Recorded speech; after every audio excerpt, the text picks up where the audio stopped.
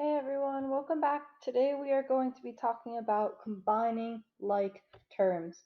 So this is something you're going to often see with the distributive property. This is something you are going to see when we get into solving equations. So let me get the pen and we can go ahead and get started. So given the expression 2x plus 3y plus 4x, we need to circle the terms in the expression. Okay, so a term, okay, is often a product or a quotient of a constant and a variable. Okay, our terms, okay, are separated.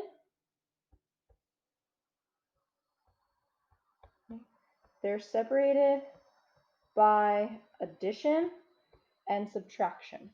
So in this case, okay, our terms are going to be 2x, 3y, and 4x. Okay? They're the three terms. It's a product of a number and a variable separated by addition and subtraction. Now remember the coefficients, okay? These guys are always going to be a number, okay?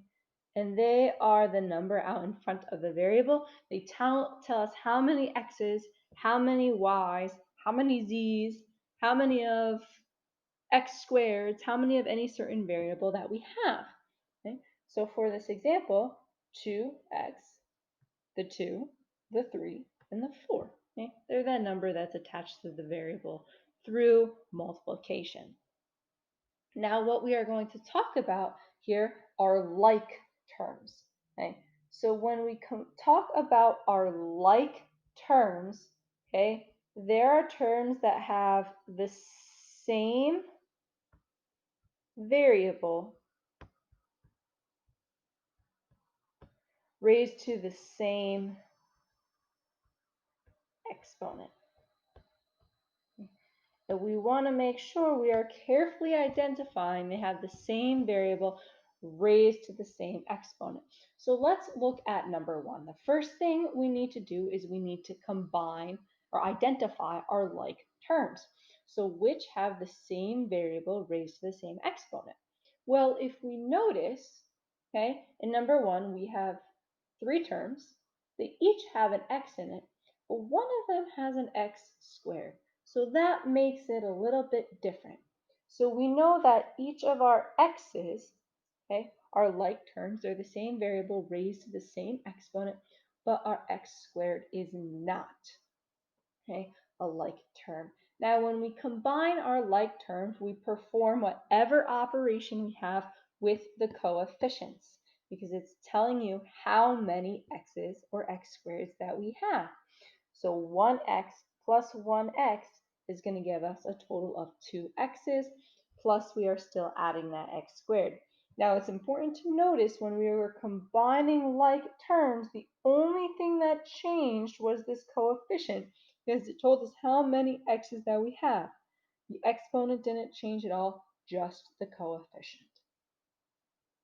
Now, for number two, negative 2x plus 3y minus 4x plus 2y. Well, the first thing we need to do is identify the like terms. So our like terms have the same variable raised to the same exponent. So we have 2 that have x's, and we have 2 that have y's. And then all we need to do is perform the operation that we have. So negative 2x with the coefficients. Negative 2x minus 4x, well, negative 2 minus 4 is negative 6. So we have negative 6x's, 3y plus 2y, well, 3 plus 2, okay, 5. Gives us a total of 5y. Okay, think about it in terms of apples, right? If you have 3 apples and 2 apples, when you add them together, that gives you a total of 5 apples. But you can't add 5 apples and 4 oranges to tell you how many apples you have. Okay, so that's why our terms must be exactly the same. Now, for our last example, you're going to notice that we have to do something else first. So yesterday we talked about the distributive property. Well, in order to combine our like terms, right, we need to distribute because right now that x that we're looking for to combine with our negative 3x over here is trapped inside those parentheses. So what we need to do is we need to go ahead and distribute that negative 2 to the x and the negative 2 to the 1, so we can write an expression without parentheses, okay? And then we're free to combine our like terms of negative 2x and negative 3x to give us negative 5x minus 2. If you have any questions, make sure you reach out via email or ask in class. Have a good day.